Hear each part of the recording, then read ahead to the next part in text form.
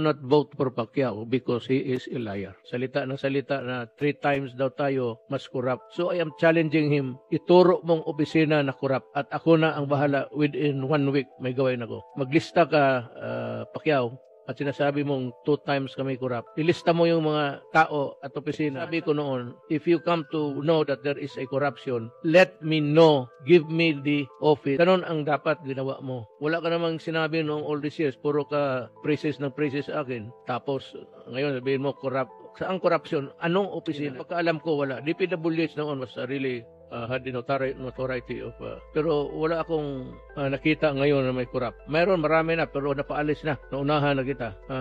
Every administration will have a share of the problem of corruption. Do not ever think that if you will win as a president na wala ng corruption dito sa Pilipinas. If you dream of giving everybody houses in 6 years time, just like what Senator Enrile said, good luck na lang. You must be dreaming. Hintay ako sa listahan mo at ang mga tao. Matagal naman tayo magkaibigan hanggang kahapon, isang araw ko lang, nagsabi na corruption. It's easy really to say. Hindi ko sinasabi walang corruption. Kaya nga ituro mo. Kasi yung lahat na tinuro ng iba, pinaalis ko na sa gobyerno. Kita mo yung Pastillas, 43 immigration people were dismissed. 73 sa customs.